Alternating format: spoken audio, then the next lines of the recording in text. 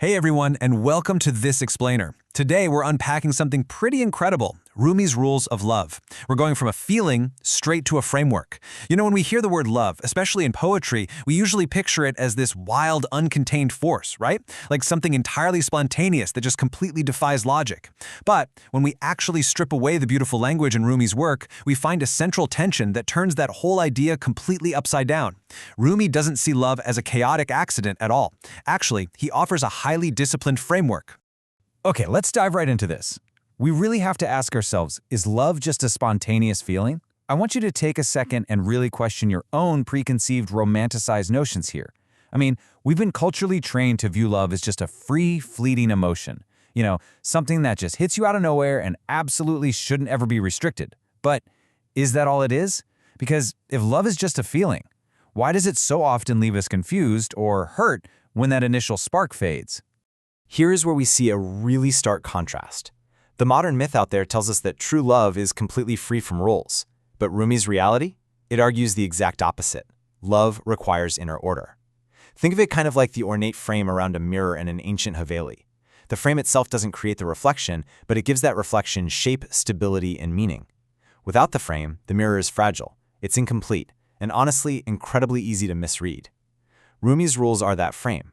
They don't reduce love, they actually protect it. So we have to redefine love using Rumi's first principle. Love, in this system, is not just an emotion, but a disciplined lens that changes how you see, choose, and behave. It's literally a way of seeing. Imagine putting on a pair of glasses. If those glasses are totally smudged up by our own past wounds, our fears, or wild fantasies, well, the whole world becomes distorted. Rumi's discipline is meant to clean that lens. It cleans it so that love can actually clarify your perception, rather than clouding it up.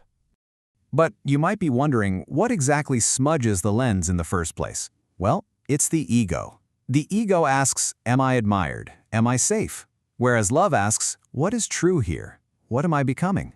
The ego acts exactly like heavy static on a radio. You're sitting there trying to listen to the beautiful music of love, but the signal is just polluted. The ego creates this distortion by constantly demanding comfort. It asks, am I admired? Am I safe? Am I special? Kind of like a diva with a bad microphone. Love, on the other hand, patiently cuts right through that static and seeks the truth. It simply asks, what is true here? And what am I becoming through this? Now, what's really fascinating here is looking at love as a forming force.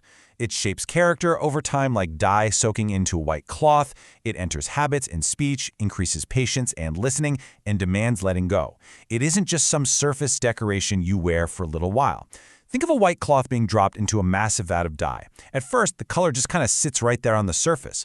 But given enough time, it sinks deep into the fibers. It permanently alters the cloth. In Rumi's system, love behaves exactly like that dye. It enters your everyday habits, your speech, your actual ability to listen. It physically and mentally shapes your character over time. And because love is fundamentally altering you like that, it isn't always going to feel good. Which brings us to a crucial point. Discomfort is a signal that something false is being exposed, like gold refined in fire. We usually think discomfort means something is horribly wrong, but think of gold being refined in a fire. The extreme heat doesn't create the gold, it burns away the impurities. Love burns away our false attachments, the pride, the impatience, the fear. The truth is very often hidden right inside that discomfort. Let's look at how all these pieces fit together to form a core pattern. Love is a way of seeing, which changes attention and perception. Ego distorts love because self-centered desire clouds truth. Love shapes character, meaning repeated attention transforms the person. Discomfort reveals truth, as friction exposes what is false. And finally, meaning grows through love because love turns experience into understanding.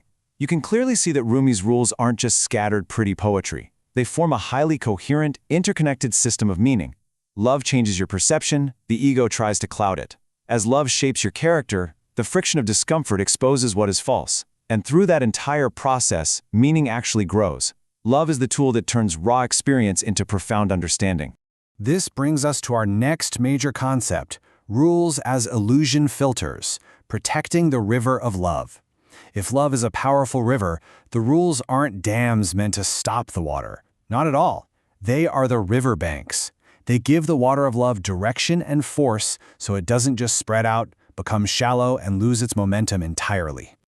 To keep that river flowing purely, the banks have to filter out the debris. What do the rules filter out? Approval-seeking, possession and control, fantasy and projection, ego comfort, fear of being alone, and the desire to be rescued.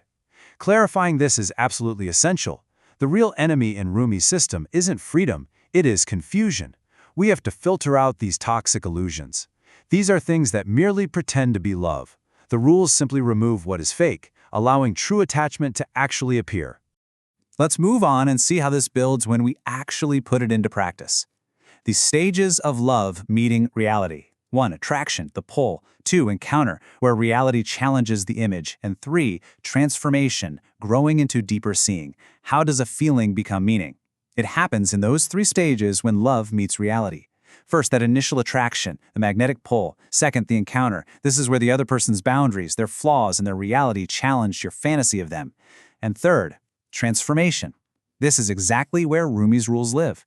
You either cling to the illusion and the relationship just collapses, or you use the rules to grow into a much deeper, disciplined way of seeing. So, how do the rules change our sight during that transformation stage? Well, the first reaction might be rejection equals humiliation, and delay equals abandonment. But the deeper reading is rejection equals correction, and delay equals unfolding. They train us to interpret painful events entirely differently. Look at how a textile business judges fabric. A raw cloth straight off the loom might look completely uneven and flawed. Its true quality is only revealed after the harsh friction of washing and finishing. Well, Rumi treats the soul the exact same way. Our first reaction to rejection is feeling totally humiliated, but with the deeper reading Rumi provides, rejection becomes a necessary correction. A delay isn't abandonment, it's just a necessary unfolding. And this brilliantly illustrates our next point. What your ego calls loss may actually be the beginning of meaning. Rumi's paradoxical reversals make perfect sense when you think about it. Phrases like lose yourself to find yourself, or be empty to become full. They sound completely upside down until you realize that the ego's definition of success, possession, control, immediate gain, is fundamentally flawed. What your ego is screaming about right now as a terrible loss might just be the exact refinement you need to begin finding real meaning. If we synthesize this entire explainer and break down the 40 rules of love, we find the engine of Rumi. Step 1.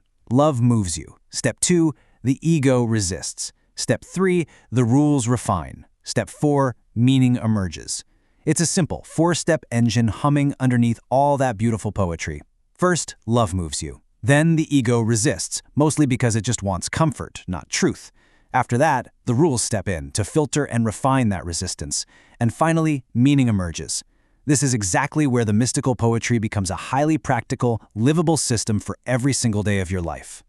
Let's bring this narrative full circle with a final callback. The mirror frame. Structure makes reflections clear. The lens. Love is a way of seeing. The riverbanks. Rules give direction to reach truth. Rumi's entire system protects love from distortion. The rules of the mirror frame, providing the structure you need so the reflection is clear enough to actually trust. Love itself is the lens, shifting our attention away from the ego. And the rules are those riverbanks, ensuring the force of your love has the direction it needs to actually reach the truth. A map of how love becomes truth. And that changes absolutely everything about how we interact with this material. You no longer just read Rumi for beautiful, floaty quotes to stick on a greeting card. You can now see his work for what it really is, a highly disciplined, completely practical map for turning our raw, messy human experiences into profound, enduring truth. So the next time love unsettles you or brings you some serious discomfort, what will you choose? Will you let the ego demand its comfort, or will you use the rules to see what you are truly becoming?